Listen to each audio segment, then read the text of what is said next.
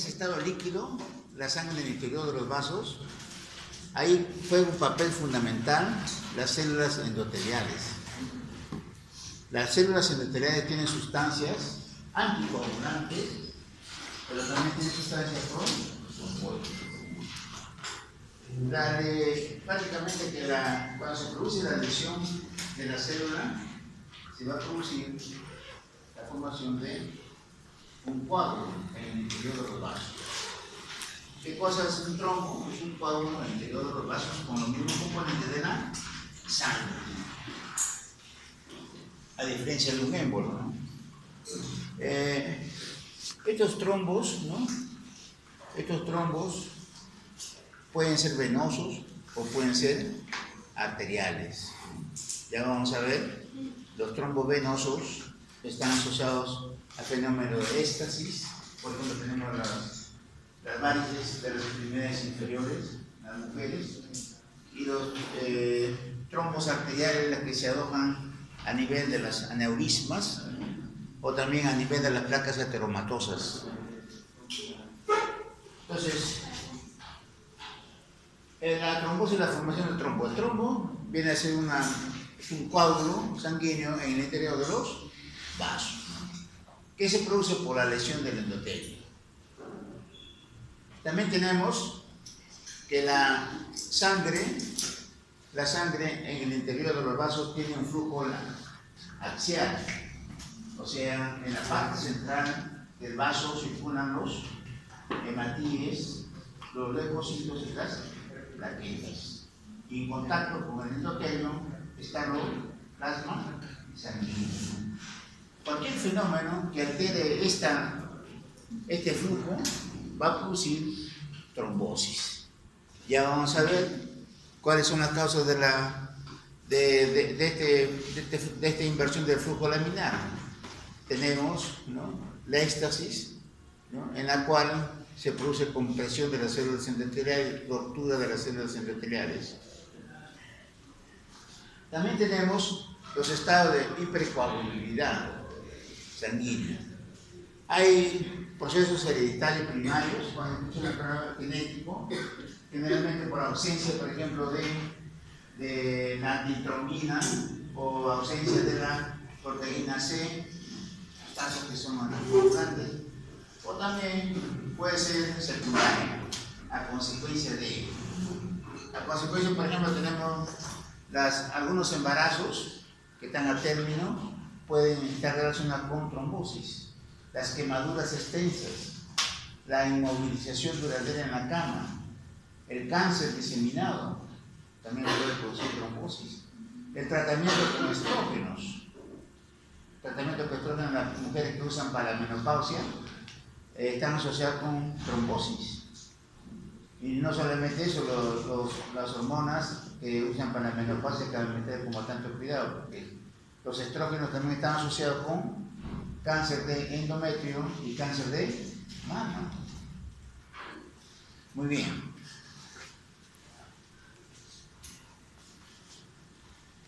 Acá tenemos, miren ustedes, como ustedes ahí resumen todo lo que hemos hablado, ¿no?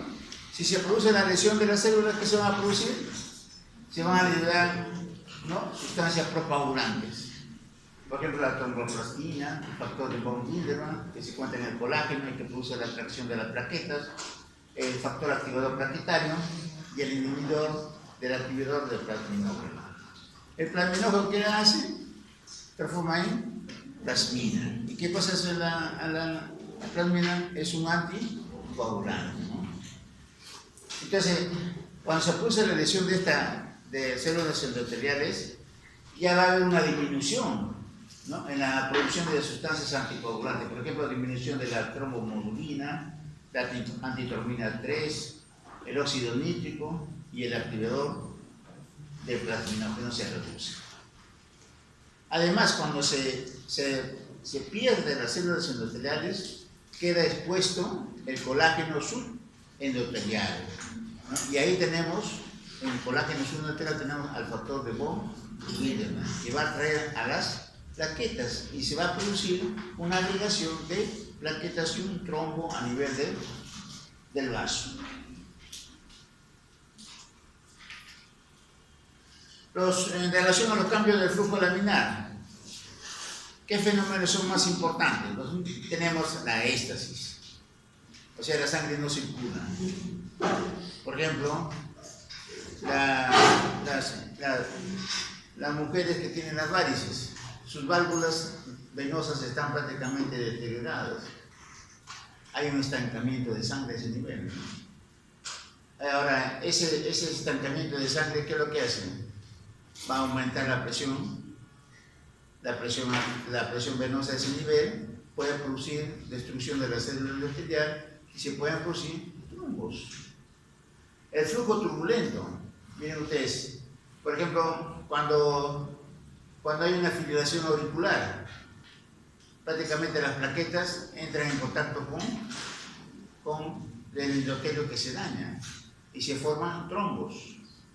O sea, pacientes que tienen fibrilación auricular de larga data tienen que dar siempre toda su vida antiagregantes plaquetarios, porque hay la tendencia que cualquier rato puede producir trombos. Y lo más grave, miren ustedes, estos trombos pueden desprenderse y se transforman en émbolos. Los émbolos viajan por la circulación y obstruyen a los vasos. Al producirse la obstrucción de los vasos, ¿qué se produce? Isquemia. Y si hay isquemia, ¿qué se produce? Necrosis. Necrosis isquémica. Y la necrosis isquémica se denomina también infarto, ¿no? Un infarto.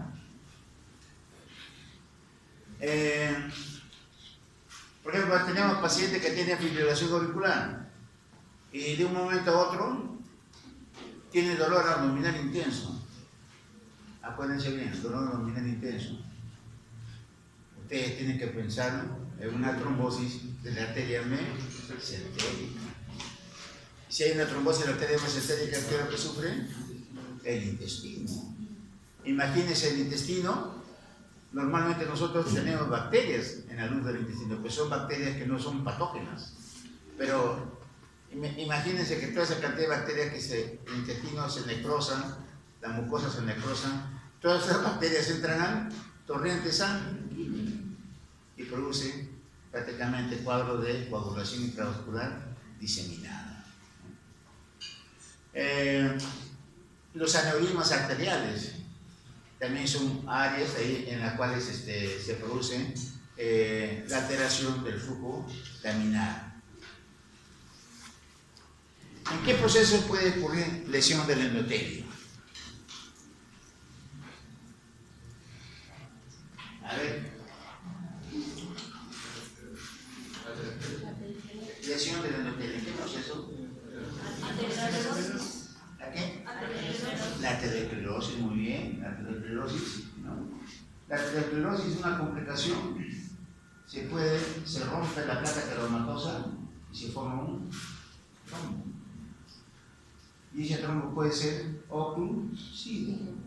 O sea, puede obstruir totalmente la luz de la arteria coronaria, por ejemplo. ¿Y qué se va a producir? Un infarto del miocardio. Un infarto del miocardio. ¿Qué más? ¿Qué otro proceso puede causar lesión del endotelio? Ya lo han visto. La clasificación de Monkeberg es una clasificación de la túnica media. O sea, el vaso tiene la túnica íntima, la media y la adventicia. En la aterosclerosis de Monkeberg solamente está la túnica media, se altera. Entonces, ¿habrá alteración de la luz vascular? No hay alteración. ¿Habrá alteración del flujo? No. ¿Qué otro proceso habrá? La inflamación. El proceso inflamatorio. ¿En qué proceso inflamatorio? ¿Ah?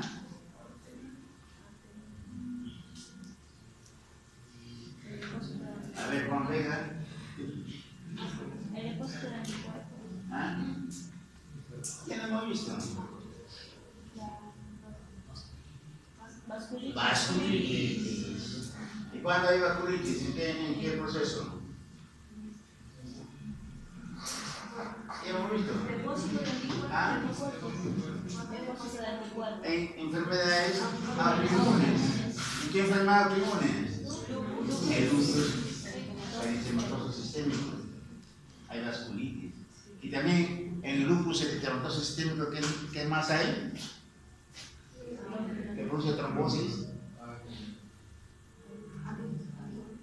¿Ah? ¿Cinita?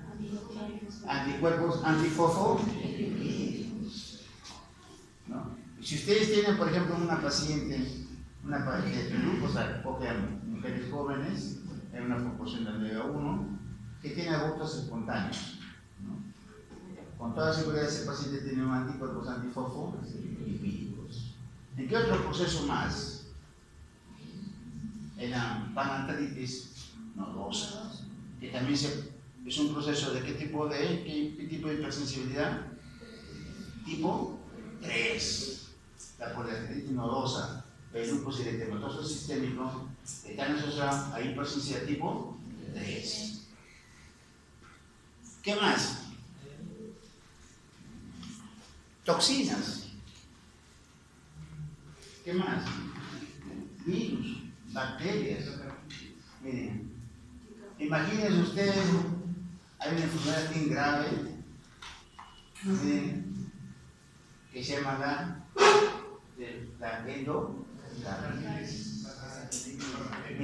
endocarditis bacteriana subaguda. Imagínense ahí que te inflama todo y llega toda la sangre ahí al corazón. La cantidad de trombos que hay es un cuadro bastante grave, hay que manejarlo con bastante cuidado, antibióticos, componentes hematológicos, vitales C y D, endocarditis bacteriana subaguda, destrucción del epitelio.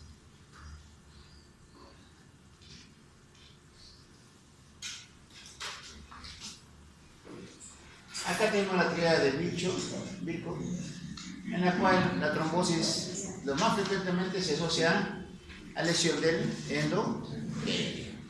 Luego tenemos alteraciones del flujo laminar, axial, y luego resultado de hipercoagulidad sanguínea.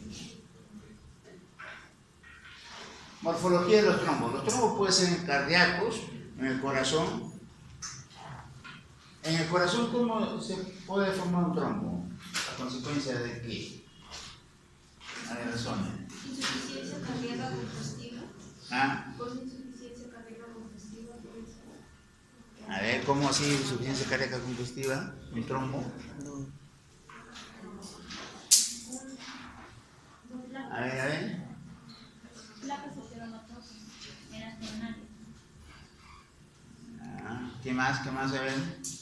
Razonando ustedes, ¿no? Acuérdense, tiene que haber tres cosas diciendo el endotelio. Razonando. ¿El corazón tiene endotelio? Sí, tiene endotelio. ¿En dónde está el endotelio? En las cámaras, ¿no? Auriculares y en las cámaras ventriculares, ¿no?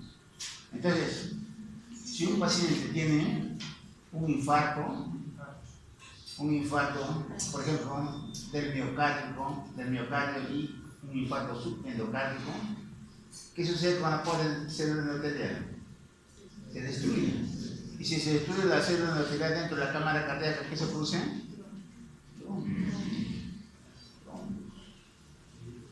¿Qué más? ¿Qué más puede ocurrir? ¿En qué otro proceso?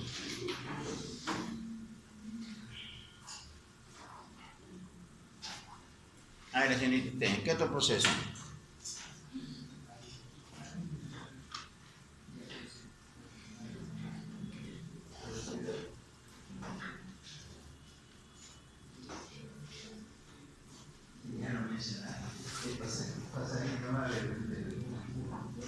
¿Qué más?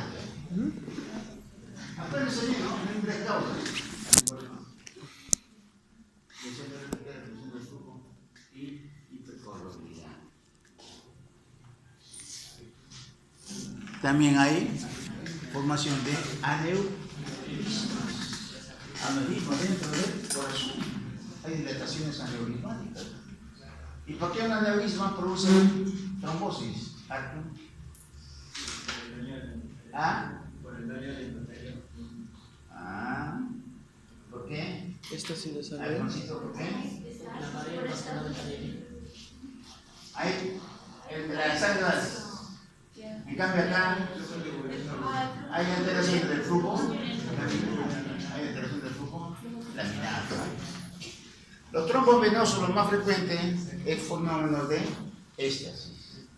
Tenemos las varices de las extremidades inferiores. La evolución del trombo.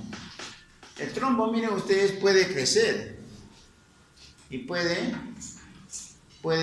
prácticamente aumentar de tamaño, puede propagarse, ¿no? Y prácticamente ocupar todo el vaso.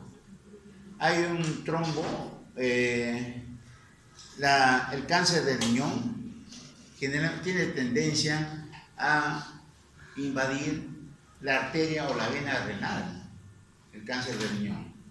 Entonces, imagínate, invade, se forma un trombo de células cancerosas y va hasta la cava, inclusive puede ir hasta la aurícula derecha y producir obstrucción. El trombo también puede desprenderse y se transforma en un émbolo. La mayor parte de los émbolos generalmente se originan de los trombos. El 95% de los émbolos son de los trombos. Al proceso también se le denomina tromboembolia, ¿no? La disolución. Si el trombo es pequeño, puede prácticamente ocurrir la acción de la plasmina, que va a destruir por la acción fibrinolítica. El trombo también puede, miren ustedes, como hay proteínas plasmáticas, y dentro de las proteínas plasmáticas hay los factores de crecimiento del endotelio vascular, hay factores que están asociados a la fibronectina, se va a formar nuevos vasos sanguíneos dentro del trombo.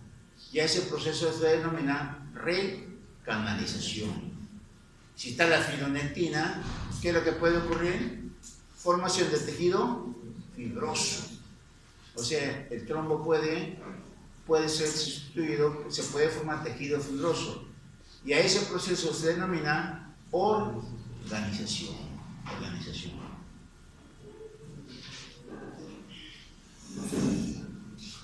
Los trombos, ¿no?, tienen importancia porque causan obstrucción de las arterias, forman los infartos, pueden desprenderse y se forman las embolias, ¿no? Tenemos la trombosis venosa, los trombos venosos, los trombos arteriales. Los trombos venosos son generalmente de color azul y los trombos arteriales tienen una particularidad especial. Se forman, lo que se sienta en un trombo, lo que se sienta son los elementos que contienen mayor peso molecular. El hematíe contiene fierro, el peso molecular está aumentado, entonces lo que va a sedimentar vienen a ser una capa de color rojo de hematíes, y en la parte superficial va a tener un color amarillento blanquecino que está formado por el plasma y las plaquetas. Entonces ustedes van a observar en un trombo arterial líneas alternas de color blanquecino o líneas rojizas. A eso se denominan las líneas de SAM, Z-A-H-N, líneas de SAM. Puede ocurrir también coagulación intravascular diseminada, ¿no?, por lesión del endotelio. Eso es un cuadro que lo vamos a ver en sepsis más detalladamente. Complicaciones de la trombosis. Tenemos el infarto. Miren ustedes, los trombos pueden obstruir totalmente la luz del vaso y se forma un infarto. Son los trombos oclusivos. O también pueden ocupar una parte de la pared del vaso. A eso se llaman trombos murales. O también los trombos pueden infectarse de gérmenes. Por ejemplo, tenemos los trombos a nivel de las válvulas cardíacas, que se denominan vegetaciones. Estas vegetaciones se pueden infectar de gérmenes. Estos gérmenes pueden viajar por la circulación y ir a los pulmones, producir cuadro de bronconeumonía, producir cuadro de abscesos pulmonares, ¿no? El infarto, si la necrosis pulmonar, por ejemplo, tenemos a nivel del corazón, infarto del miocardio, ¿no? También puede producirse edema y obstrucción del flujo venoso. Por ejemplo, tenemos los trombos en las extremidades inferiores, la presión aumenta a ese nivel, la presión venosa, el lado arterial ya no va a poder desaguar los 12 mililitros por minuto, va a quedar retenido en el espacio intersticial y la pierna se va a hinchar.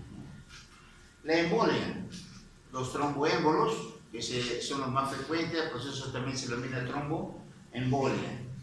La infección, ya le dije, ¿no? O sea, puede ocurrir una metástasis. O sea, si tenemos una vegetación que esté infectada a nivel de la válvula del corazón, esta puede viajar por la circulación e irse a los pulmones. Y no solamente a los pulmones, irse hacia otro órgano. Puede inclusive irse hacia la retina. Puede producir retinitis, puede producir ceguera. La inflamación de la pared vascular, tenemos con la organización de la pared vascular, va a dar origen a un proceso inflamatorio que va a desencadenar en una tromboflebitis, ¿no? Va a haber enrojecimiento, dolor, ¿no? Y va a haber la vena se va a notar como si fuera un cordón. Esto es importante también. Esto es importante, miren ustedes. Un paciente, por ejemplo, de 40 años, atlético, todo, no fuma, no tiene riesgos cardiovasculares, y de un momento a otro, pues una trombosis acá a nivel de la extremidad inferior derecha. Y luego le pasa. Después de una semana a la izquierda, luego a los brazos. Eso se llama tromboflebitis migratoria. ¿Por qué se está produciendo esto? Ese paciente, acuérdense bien, a eso se llama el síndrome de Cusó. Síndrome de Cusó. ¿Qué es lo que está ocurriendo? Ese paciente tiene con toda seguridad un cáncer a nivel del tracto gastrointestinal. ¿Qué es lo que está pasando? Las células cancerosas entran en la circulación y actúan como una tromboplastina. Esta tromboplastina prácticamente va a desempeñar la formación de trombos, la tromboflebitis migratoria.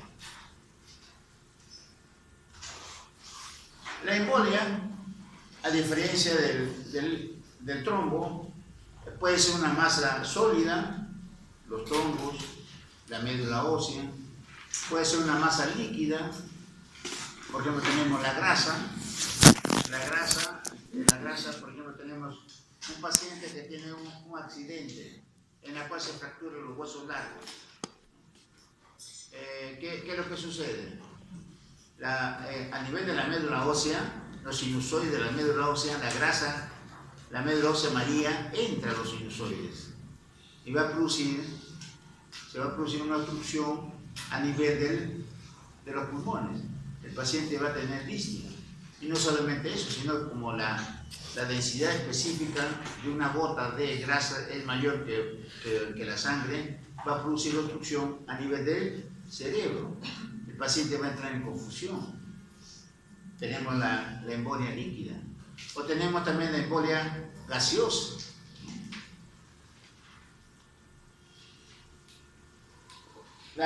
Como hemos dicho, ¿no? La embolia es una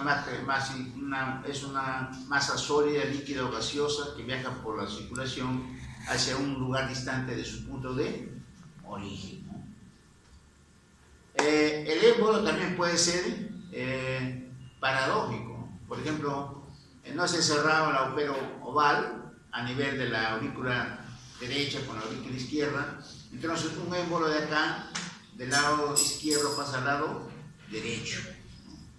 O también eso se llama émbolo paradójico. O también miren ustedes un émbolo en las extremidades inferiores. Se forma un trombo venoso, por ejemplo, una persona que está largo tiempo en la cama, se forma un trombo en las extremidades inferiores, ¿no? ¿Qué es lo que sucede? Esos trombos pueden desprenderse y viajan por la circulación y produce obstrucción a nivel de los pulmones. ¿A qué se debe que los trombos se desprendan y se vuelven? ¿Cómo? ¿A qué se debe que los trombos se desprenden y se convierten en... ¿Se desprenden cómo? O sea, cuando los trombos se desprenden y se convierten en diáconos, ¿a qué se debe ese fenómeno? O sea, ¿por qué se da? ¿Por qué se desprenden? A ver. Podría ser por el flujo sanguíneo que es turbulento. Entonces, en ese caso, si tiene un flujo sanguíneo turbulento, esto puede dañar el ritmo. Ya, muy bien. O sea, por el flujo sanguíneo. Flujo sanguíneo, o sea, cuando pasa la sangre, ¿no? La sangre pasa por el hueso. Entonces, las arterias son elásticas, se dilatan. Imagínense que hay un trombo en una placa ateromatosa. Pasa la sangre, se va a dilatar la arteria, es una placa que tiene ahí la arteriosclerosis. La arteria está endurecida, ¿no? Se depende. Entonces, doctor, un paciente hipertenso predispuesto, tiene mayor predisposición a formar esto. Ya, muy bien, un paciente hipertenso. Muy bien, trombo, ¿por qué? ¿Cuál sería ahí la fisiopatología? A ver. En hipertensión arterial.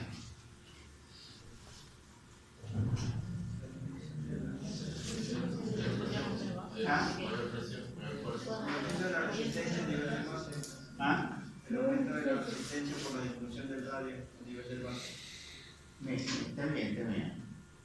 Ustedes siempre deben agarrarse así de bases teóricas, ¿no? Me está preguntando hipertensión arterial. Trombo. Tengo que pensar en 3 cosas nada más. ¿La hipertensión arterial me produce lesión del endotelio? Sí. ¿Produce alteración del flujo laminar la hipertensión arterial? ¿Cómo es? ¿Ah? Es importante la pregunta que me dije, ahorita vamos a ver, para que nunca se olvide. Bueno, pero sería seguido después de la lesión vascular. También la hipertensión arterial te puede dar. Lo que pasa es que al haber lesión vascular, me imagino que va a haber también una fibrosis. Entonces, en este caso,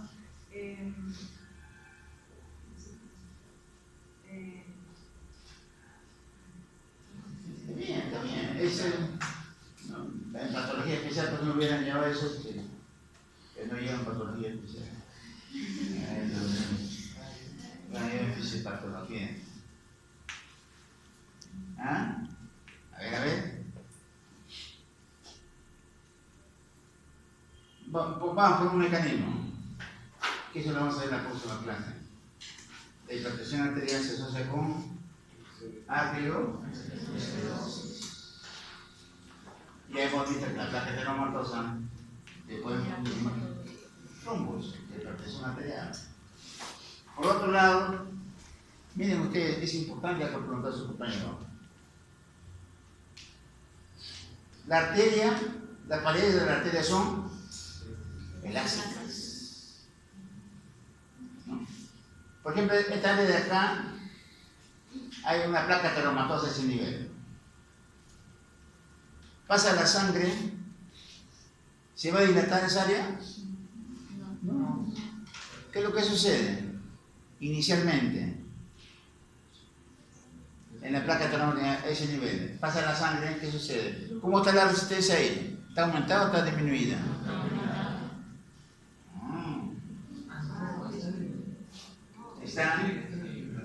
Está disminuida. O sea, ya no es elástica. Entonces, inicialmente, ¿qué es lo que sucede? Está disminuida. Si está disminuida, pasa la sangre, ¿qué se va a formar? Un aneurisma. Un aneurisma. Miren ustedes, algo importante, lo que acaba de decir tu compañero. Paciente hipertenso, de momento está somnoliento, llega en coma. Dios mío. Tiene manifestaciones neurológicas, se le paraliza el medio cuerpo. ¿En qué pienso? Hipertenso. Este paciente tiene microaneurismas cerebrales a nivel de la subaracnoides.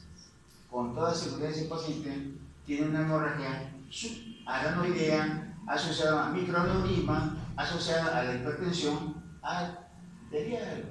Entonces yo digo, ay, hemorragia cerebral. ¿Qué es lo que hago? Como la aracnoide se comunica con líquido cefalorraquídeo, el líquido cefalorraquídeo, ¿cómo será? Le hago la punción, ¿qué color tendrá? ¿Cristal de roca? Será sanguinolento. O sea, el líquido cefalorraquídeo sanguinolento está asociado con hemorragia subaracnoidea, relacionado con rotura de un microaneurisma, ocasionado por una placa ateromatosa, ocasionado por la hipertensión arterial.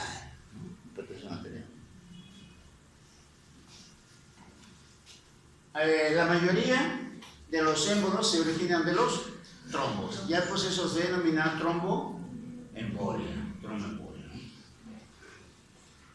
La tromboembolia pulmonar.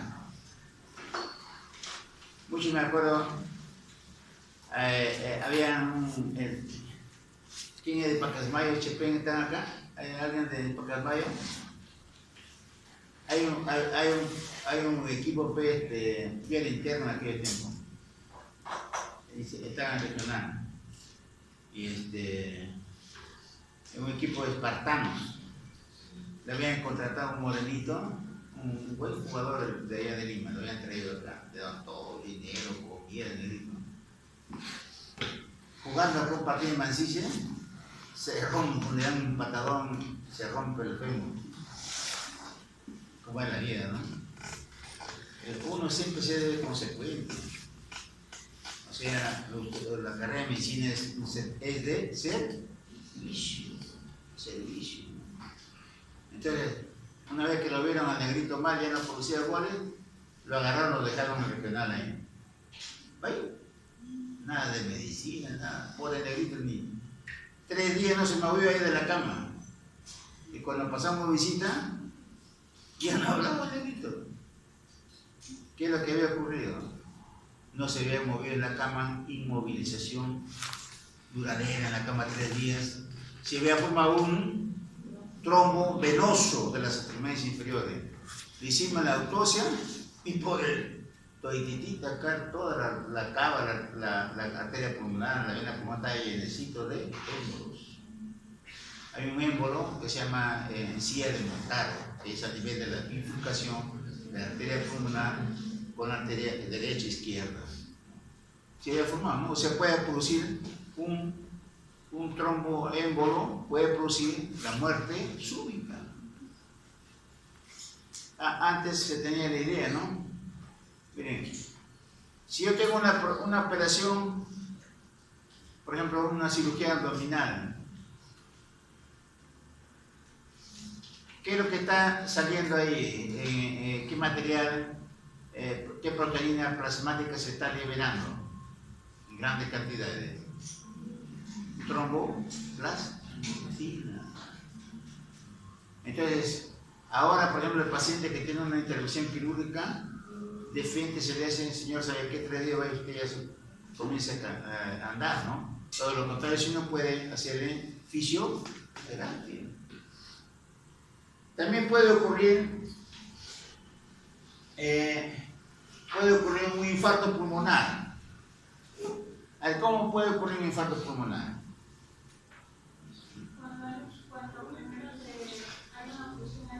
¿Cómo se pide, señorita? ¿Cómo se pide? Cuando hay una fusión a nivel de la arteria bronquial y ocurre también en la arteria pulmonar. O sea, es un infarto, como se decía, de uno de los, a nivel de la respiración anatómica, ya que hay bifurcaciones. O sea, no es uno, por ejemplo, de que hay alguna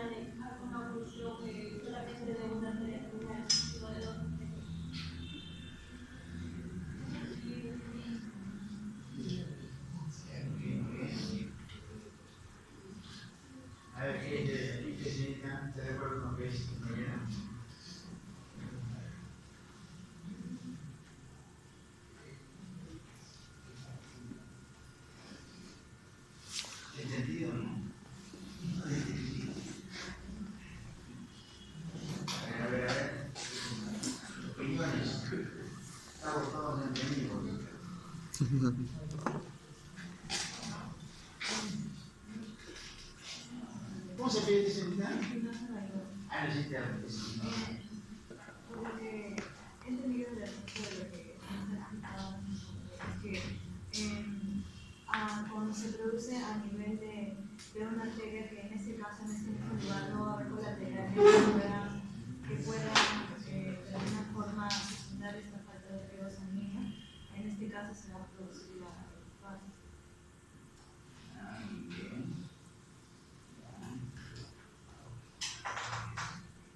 Bien. Otro. Miren ustedes, si una persona es normal, hay la obstrucción, ¿no? Hay obstrucción, por ejemplo, de un vaso de una rama de la arteria, ¿no? Pulmonar. Si está normal su corazón, no por el infarto, porque va a sufrir la sangre. Pero miren ustedes, si el paciente tiene insuficiencia cardíaca, tiene una cardiopatía, ¿podrá bombear la misma cantidad de sangre? No. Tiene que haber una falla cardíaca para que haya un infarto pulmonar.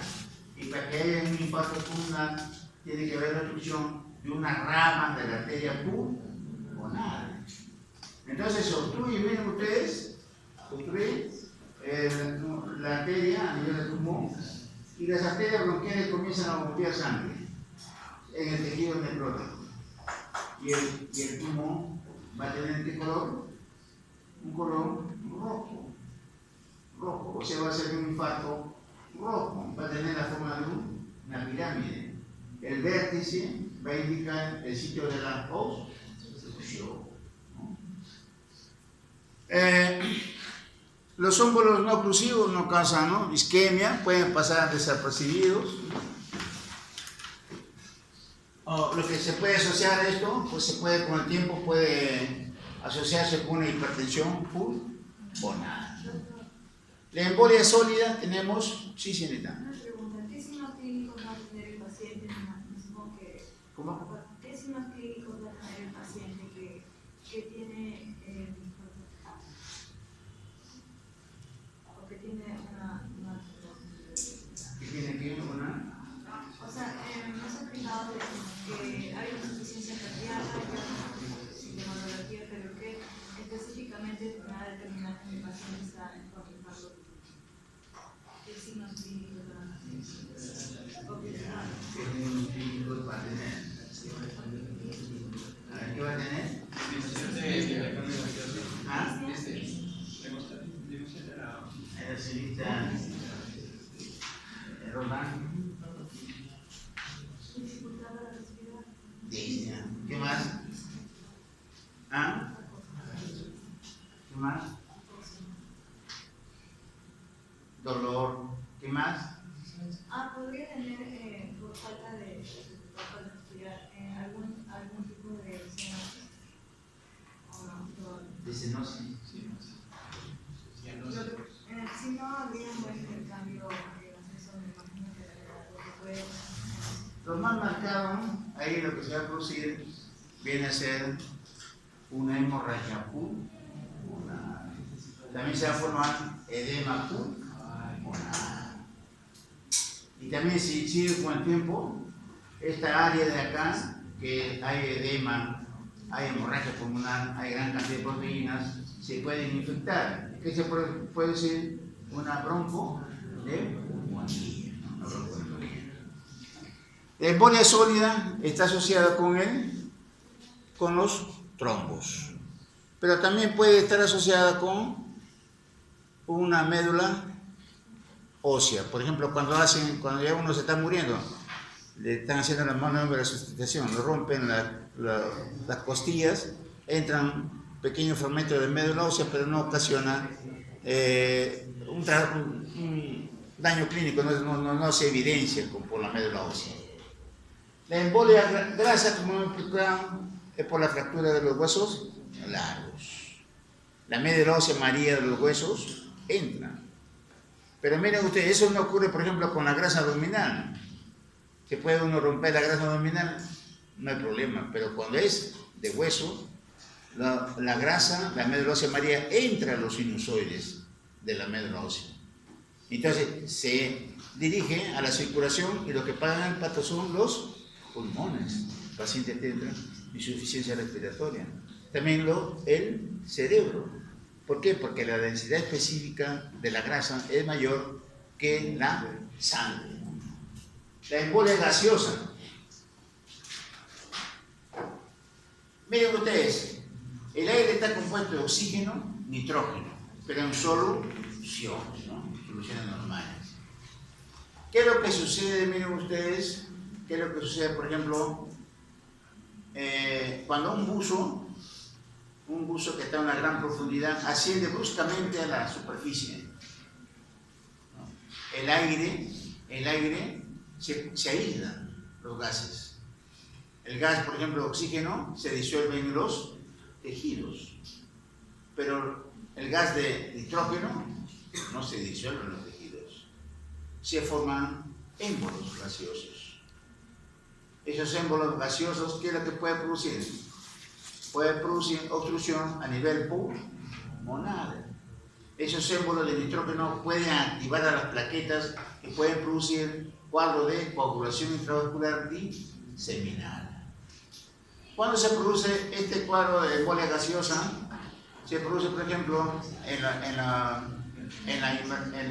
el ascenso rápido de los buzos, o también en las operaciones acá en el cuello, donde, por ejemplo, en la cavidad torácica la presión pleural es negativa.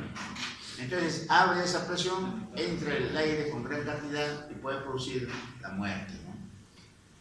La cantidad ustedes cuando colocan, por ejemplo, una inyección intravenosa, se le pasa un poquito de aire, no tengan problema. La cantidad que uno puede matar es de 150 mililitros de aire, es mortal. La embolia de líquido amniótico. En el momento del parto, ¿no? En el momento del parto puede entrar líquido a las venas uterinas. Pueden entrar células epiteliales, puede entrar la nubo. Estos actúan como tromboplastina, que van a activar a la coagulación sanguínea y se puede producir coagulación intravascular diseminada. Acá tenemos el trombo arterial, ¿no? Acá tienen ustedes una línea blanca que está formada por las plaquetas y una línea rojita que son los glóbulos rojos. Estas son las líneas de sangre. Acá también ven ustedes, todo esto de acá, esta es la luz del vaso. Acá tenemos tejido fibroso, ¿no? Este tejido fibroso, esto se llama la organización del trombo. Y dentro de este tejido fibroso hay formación de vasos sanguíneos. Estos vasos sanguíneos se llaman la recanalización. Acá el tejido fibroso, ¿lo ven? Organizado, trombo organizado. Acá miren ustedes una endocarditis, ¿no? Se lesiona el endocardio, se lesionan las células endoteliales del endocardio, se forman vegetaciones, ¿no? Acá tenemos las vegetaciones.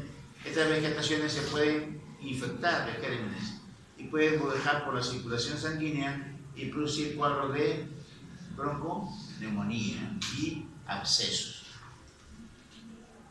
Acá un trombo venoso, miren ustedes, color, se adhiere fácilmente, ¿no? En la pared. Cuando uno hace su autopsia por primera vez, uno abre los vasos y encuentra coágulos sanguíneos, pero y ahí que por todos los sitios tiene trombos. ¿Qué pasa? Que los trombos, los coágulos post-mortem, no están adheridos a la pared del vaso. Generalmente tienen un color rojo amarillento y se desprenden con facilidad. Acá las fuentes de efecto de embolia venosa, los catéteres infectados, venosos, ¿no? A nivel del, como le dije, ¿no? El carcinoma celular renal, ¿no?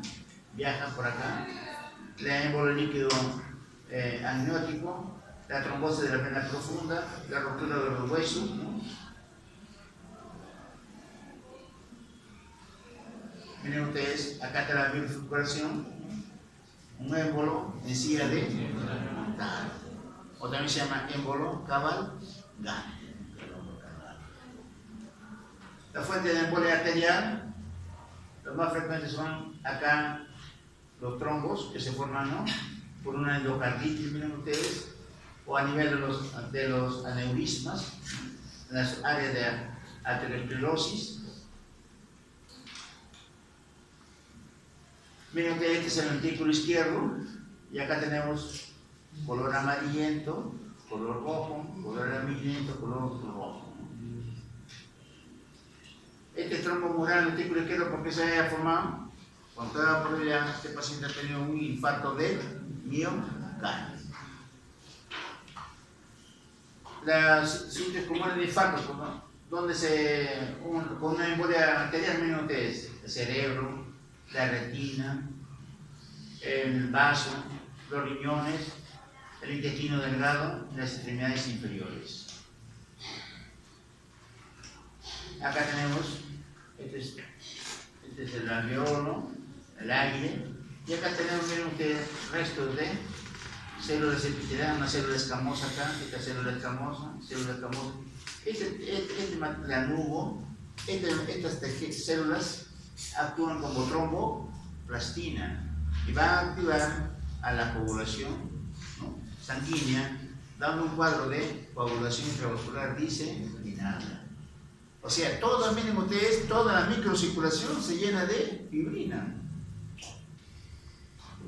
Y ahí es un cuadro paradójico, miren ustedes. Si toda la microcirculación se llena de fibrina, ¿cómo estará la cantidad de fibrina de fibrinógeno en el hígado? ¿Estará aumentado o estará disminuido? Está disminuido. Si está disminuido, el paciente, aparte de que hay trombosis, trombodifilina, también va a haber, ¿qué va a haber? Si no hay fibrinógeno, ¿qué va a ocurrir? Hemorragia.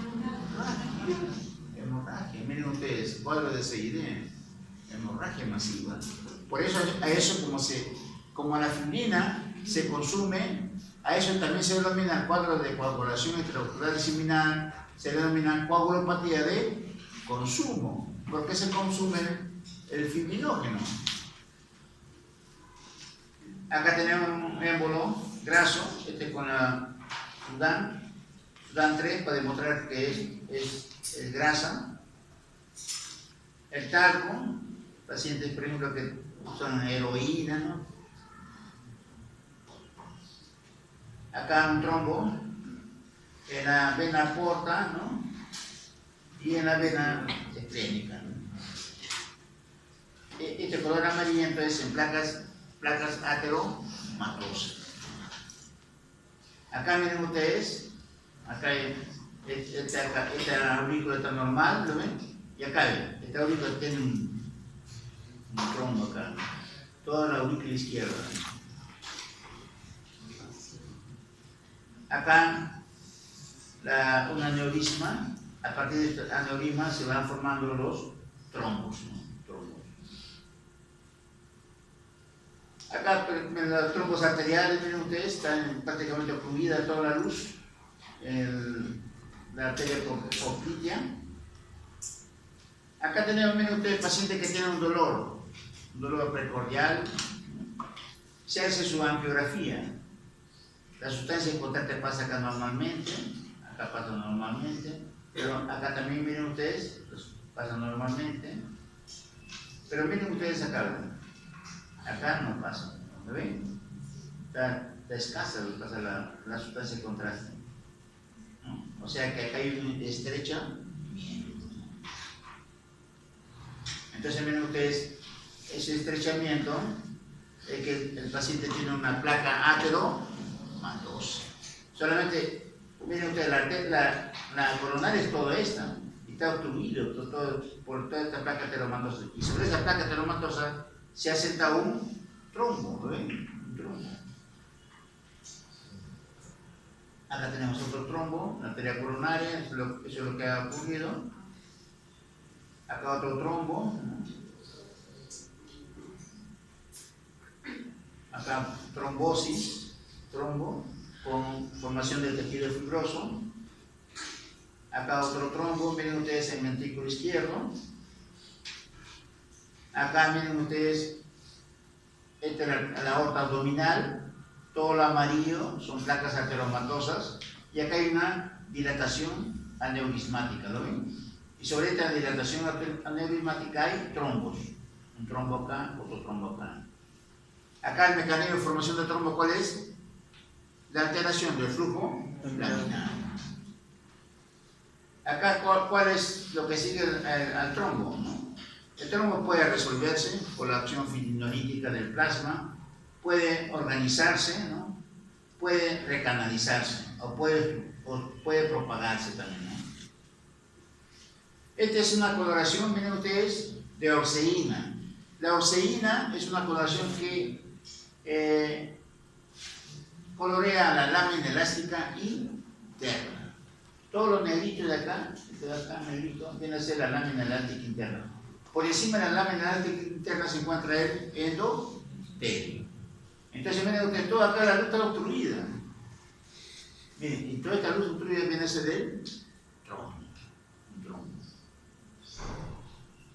Acá también un émbolo cabalgante de los pulmones. Este es un émbolo de médula ósea. Acá está la grasa, la médula ósea amarilla y la médula ósea roja. Acá hay trombosis en la coronaria. Acá tienen ustedes placa teromatosa amarilla y acá están los trombos, placa teromatosa, trombo. Acá una placa teromatosa, estos son los cristales de colesterol, prácticamente que la luz, ¿no? El problema en pacientes diabéticos hipertensos tienen que tomar siempre su antiagregante plaquetario, porque cualquier rato puede obstruirse. Miren ustedes, acá hay los tubioles. Todo este rojo de acá que tiene forma triangular es el trombo. El trombo está dentro de una placa ateromatosa. Acá miren ustedes tromboembolismo pulmonar masivo. Generalmente se produce los trombos en las extremidades inferiores. Acá otro tromboembolismo pulmonar. Acá miren todo este trombo a nivel de la arteria pulmonar. Acá a nivel del pulmón, tromboembolismo pulmonar. Este es el vaso, los glóbulos rojos. Acá están los alveolos. Acá los alveolos, miren ustedes, este trombo, y acá hay formación del tejido fibroso, trombo organizado. Acá está la línea de Sand, plaqueta, glóbulo rojo, plaqueta, glóbulo rojo, plaqueta, glóbulo rojo. ¿Qué será eso? Miren ustedes, un émbolo acá, gaseoso, émbolo gaseoso. ¿Qué órgano es este? La próstata. El paciente ha tenido cáncer de próstata y la cantidad, miren ustedes, heterogénea prostática, y acá tenemos, miren ustedes, cualquier cantidad de trombos. ¿Por qué? A los pacientes que tienen cáncer de próstata, como está asociada a la testosterona, le dan bloqueadores para la testosterona y la administran estrógenos en grandes cantidades. Y la administración de grandes cantidades de estrógenos que produce trombos. Miren ustedes, toda esta carta ahí necesita trombos. Acá otro trombosis, miren ustedes, arterial. Acá el émbolo paradójico, que está de un lado, de una aurícula se va a la otra aurícula.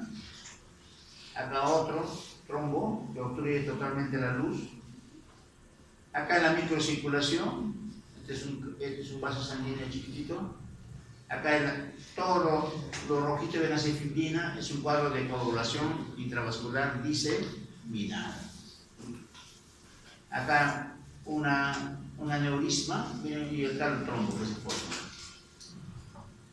Acá tenemos una endocarditis y una vegetación. Acá tenemos los trombos más trombos. Acá miren ustedes, este es un material de plástico que lo en la aorta cuando se rompe, no lo colocan ahí, pero ahí se ha formado un trombo.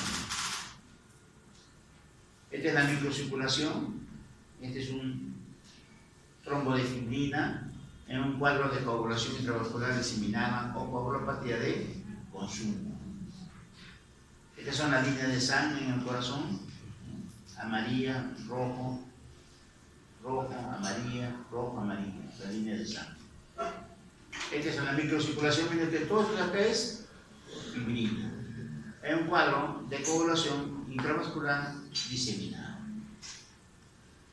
Y hasta ahí nos vamos a quedar.